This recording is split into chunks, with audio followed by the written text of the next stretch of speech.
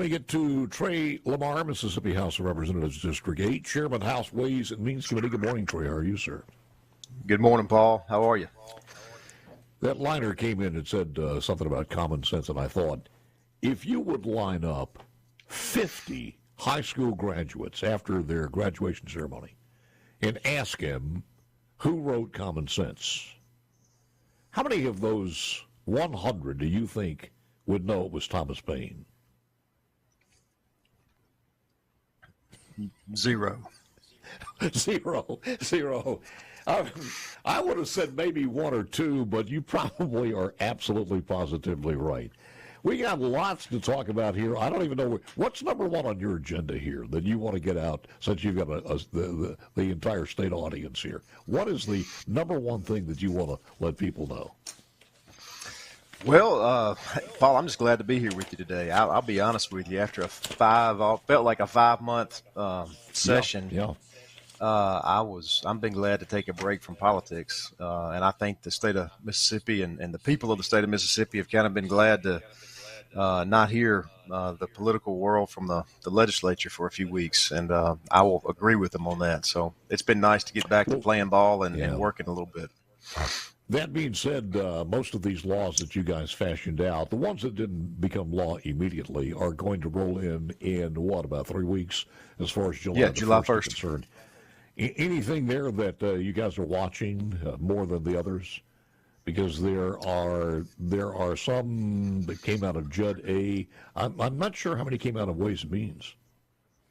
Well, we had several. Ways and Means always has, it feels like several hundred bills. We've got Ways and Means has a general bill deadline and a revenue bill deadline, and we always get a large number of both types of bills. So when the revenue bill deadline ends, our work kind of picks back up because we've got the revenue deadline that follows right behind it. And so, there were several. The one that has seemed to get more traction than I probably had initially thought it would be the state insurance exchange bill. That probably is not going to really get kicked off until next January of 2025 because of the way just insurance plans are written. A lot of them at different times and on an annual basis as opposed to a July 1st fiscal year what the state is. But we've got the education funding formula that's going to kick off July 1. I know a lot of people across the state are watching that. It technically does not go into effect until next year, but the funding portion of it, in kind of a strange way that we had to do to get an agreement, actually starts July 1, as the schools will be funded according to that formula beginning July 1. Take a look at the revenues. Are you concerned with the revenues at all? I know some of the stories out there are that the House and the governor's office both are talking about, all right, let's really try to lower the personal income tax again in the 2025 session. Senate seems to be a little reserved on that one.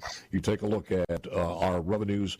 The tax collections from the last we heard before the end of the fiscal year, which is at the end of this month, were up $134.8 million. So your statement on that? Yeah, I mean, that would be my statement, is that we're up $130-something million on the year after the second year really of the tax cuts from 2022. And I think you've seen sales tax, you've seen use tax continue to increase. Obviously, individual income tax is down, which is by specific design. That's what we call the tax on work. In the House, that's what we like to call it. If we started our tax code today, I don't believe anybody would want us to start taxing their work. And so, when people talk about tax reform, Paul, they say, well, we're going to look at cutting taxes next year. What I'm looking at doing as a co-chair with Chairman Scott Bounds of this committee is really taking a look at our overall tax code that with the hopes of bringing about transformational tax reform to the state, not just a one-year tax cut. I'm talking about something that would phase in over 10, 12, 15 years that would transform our tax code for the next 100 years. And that's what we're looking at doing. So these people that are looking at it from a short-sighted standpoint. Excuse me, I'm sorry. How would that be different from what is already planned? Because you have that kind of gradually, you're eliminating the 4% income tax bracket and phase down the 5% bracket to 4% over a 3-year period. So basically that's already in the works, is it not? No, because we stopped at 4%. It was a good start. But there are 9 states across this country that do not have a tax on work, and we want to become the 10th state. I've made no, I have not hid that from anyone. I think if Tennessee can do it, the state of Mississippi can do it, and I fully believe that. Let me ask you, just put this in numbers, though, because I think one of the stories had the legislature passed, Governor Reeves signed into law a $525 million tax cut plan for 2022. Yep. So that was the numbers. That's what it averaged out to, $525 million. Back to the people, which generated some sales tax, as we well know. What are we talking about if you guys fashioned this from the House and presented it to the Senate with the governor's backing on it also, if he liked the numbers? What are we talking about taking out of the revenue for the 2025 revenue? As far as what policy? Anybody looked at that? Yeah, in other words, if you decided that we were going to do it, and I know we can't do it next year, of course, you got to pass it next year. But what are we talking about if you eliminated it totally? How much money would we be losing? It should be an easy number to figure exactly what the amount of sales tax we get. In today's dollars, is that the question? What that would be if we totally eliminated the individual income tax? Is about $2 billion. So what would that do to our operating expenses for us, funding agencies, et cetera, et cetera? Well, if you cut it all in 1 year, which we're certainly in the House not proposing that we do, you would have to make some serious spending cuts. I mean, if we were up $1 billion last year, which we were, then you'd be down $1 billion by the time you cut $2 billion out. So that's why we're looking at transformational tax reform, and that may involve moving some other taxes around. I don't, that may get a bad rap from some, but the people who say that, are also saying in the same breath that our tax code is perfect and does not need to any changes, and that's just not true. Our tax code is a patchwork of good old boy lobbyists and who had the chairman's ear at the time over the last 100 years. Our tax code is a mess. It's who got this break and who got that break and who didn't get a break. And we're looking at changing that. We want it to be as fair as possible for all the Mississippians. Right now we don't fund MDOT the way we are. I've told this to many, many people, whoever would listen. MDOT is a special fund agency that gets a portion of gas tax. And it has absolutely killed us the last 3 years because we have subsidized the MDOT agency over $1 billion out of our general fund. And it's a special fund agency. So that in alone is enough proof to show that we're not funding MDOT the way it should be funded. And so we've got to look at all of that. Our grocery tax is one of the top 5 highest in the country, as I've been told. That's not good. Yes. I mean, I like to eat as much as anybody. And so why are we paying some of the highest taxes on groceries in the country? There is a way for us to get into it and look at our tax code and implement a strategy over the next 10 plus years that will totally transform our tax code and make the way we tax our people not only more fair for them, but better for the state of Mississippi in its long term, make us more competitive and reward things like work, which is what we need to be doing. Yeah. It seems like it's almost an insurmountable task. It's got to be, you've got to balance everything to come out in the end better than we are now. Well, I've never been scared of a big fight, and that's what we're looking at here. I think we saw that in the last legislative session. I don't know if you've seen this one, though, but it comes from Sarah Huckabee, who had an announcement, I think, in the past 24 hours. She said, I'm calling the special session to give Arkansans from Biden inflation, income, and property tax relief. Next week, we will cut income taxes by nearly $500 million. Property taxes by nearly $50 million. Democrats in D.C. are failing. We are blazing a path to greater prosperity for our people. Sarah Huckabee Sanders, who is the governor of Arkansas. We'll continue. I'm glad to hear that. Right after this. Tell you, this guy is so full of crap. I'm sorry, Joe Biden. On the Cannon thing, it still gets me. Philip, says in Walthall County, said you can order a muzzle-loading cannon and have it shipped to your home. Freight's not cheap, of course, but then neither is the cannon. He said our ROTC unit at the high school had a 1-inch cannon. The cannon team fired it after a touchdown at a football game. And this guy says, you can't own a cannon. So I mean, the guy is so full of it that he when he squats, he squeezes. I mean, it is just absolutely, and I have no idea what that means. But he is absolutely, he just gets the blood pressure up on some of the stuff that he gets away with. I did want to mention this, though. In the last legislative session, we did some incredible things. Did not get to the Medicaid. I'm sure that's going to be coming up again. We did not get to the initiative. Are there any summer meetings going on, or will they be a little bit closer to fall?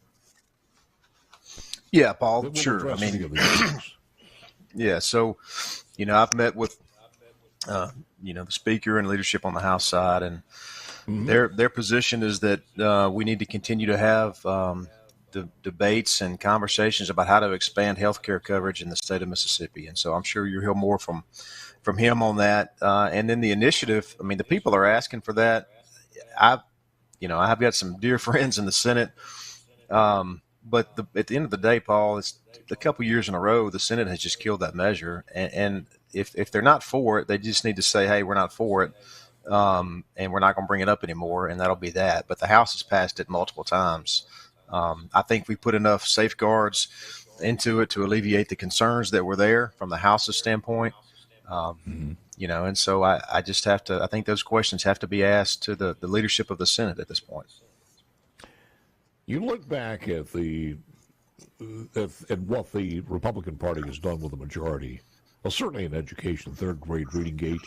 We have this story, and it's one of the headlines on SuperTalk on our website.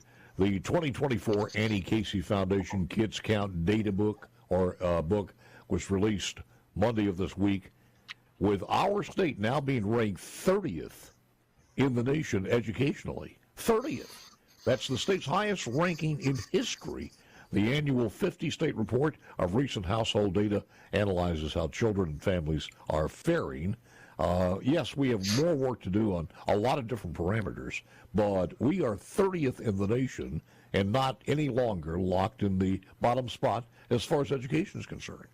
Now, I know you guys want to do some historic things coming up in the 2024 or 2025. Is school choice got to be part of this one way or the other before you actually look back in history and say, okay, we did some amazing things as Republicans. The flag, the other, a lot of different things. I don't want to start going down and up and down. But school choice is one of those things that seems to be sacrosanct. And is that going to be addressed? Let me put it this way. Just within the last 2 years, you've had both Arkansas and Alabama implement full school choice measures. You've got a fairly robust school choice program in the state of Louisiana. Tennessee has debated it extensively.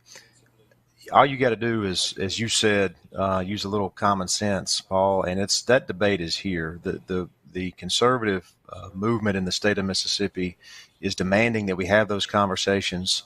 I think everybody, or at least several people that I've talked to recently, are aware of what happened out in Texas when you had several legislators that stood in the doorway on the school choice reforms that Texas tried to make, and they got beat soundly in the next election.